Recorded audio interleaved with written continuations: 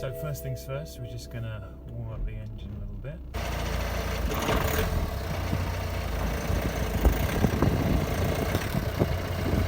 So I'm just going to stick a bit of wood on the jack there, just to spread the weight more evenly.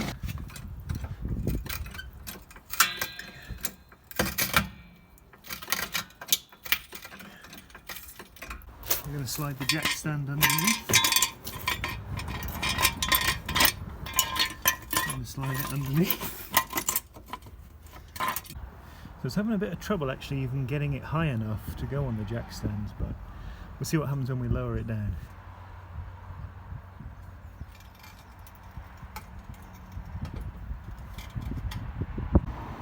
Okay, so now we've got it set up with the jack stands left and right, and the 2-ton trolley jack and the central jack point.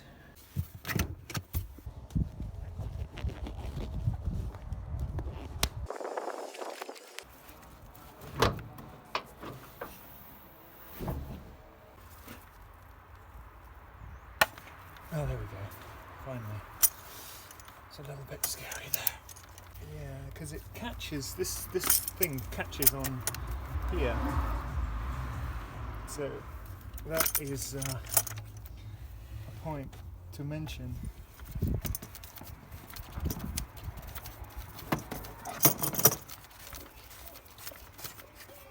Like George said, like around here. To catch any bits.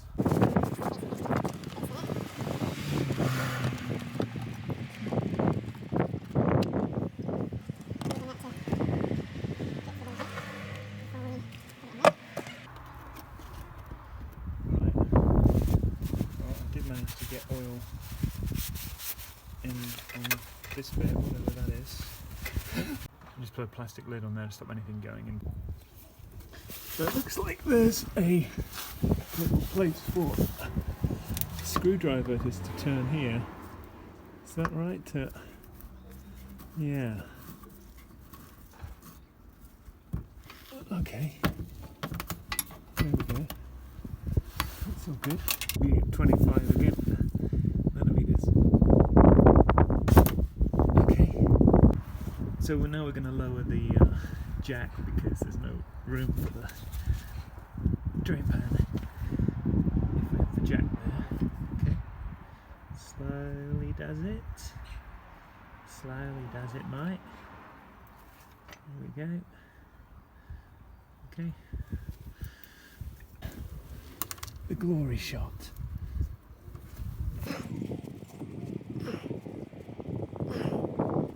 Here it comes.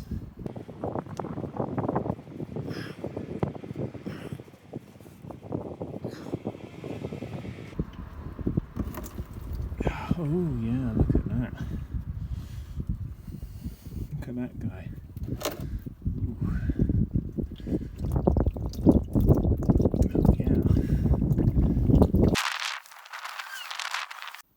Okay, so we used a man filter here, pop that back in, we put the O-ring in the right place there, put the new copper washer there on the sump plug. Also put a bit of anti-seize on the sump plug. Okay, so we're going to line up this bit with a little hole which is just here towards the around about 7 o'clock position if you're looking from the front of the car. That bit goes in there. It kind of self lines up anyway, I think. It pretty much just catches in there. Okay.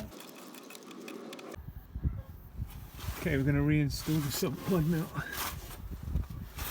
Just pop this in here. Pretty much stop dripping, so.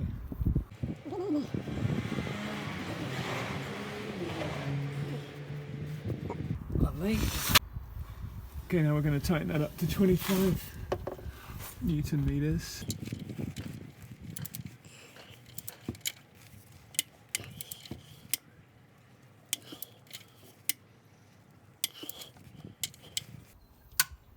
Yeah. Now I'm going to pull the oil out, see what we got here. Reinstall the sump cover with this little mini stubby. Say, well, why don't you wait until you actually put the oil in case you have a leak? Well, to that I would just say that yes, it may be a little bit risky, but I don't think I'm going to get a leak. I think that was not cross-threaded, and it was a little bit even beyond the torque that needed to be, so that should be fine.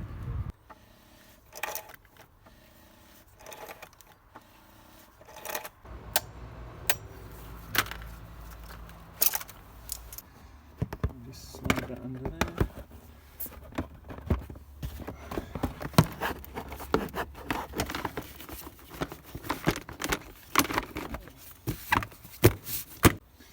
And I got a funnel with a bit of gauze in there. Not that there's any need for that, as it's a brand new. Okay, so we've got the cap off. Put the funnel in there. That kind of fits in there quite nicely, actually. It kind of locks in there. Right. Now we're going to pour the oil in. So here we go with the 5W30 recommended by George, and it's got a 5-year shelf life, this oil. So it seemed like George put about 5 litres in, so let's just pop that in. Alright guys and gals, I emptied the 5-litre bottle of Manol in, and we'll see where we are on a dipstick. Okie dokie, we are, can you see here, we're just up to the max, just a little bit above maximum. That should go down though. And it did go down to minimum once the engine was started, so I added another litre of oil in, just to top it up. And we'll pop the cap back on.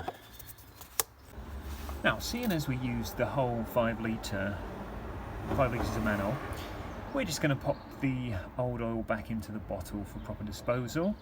And you see this oil drain pan I got has got a nice little spout that we can do that, so let's do that now.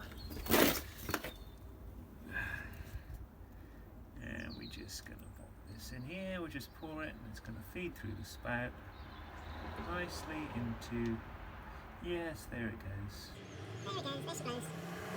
We're going to fill up this whole bottle with the old oil and then sell it to someone. No, not really, only joking. We're going to dispose of it in a very responsible way. I don't actually know how to dispose of it yet, but maybe someone can tell me the best way of disposing of oil.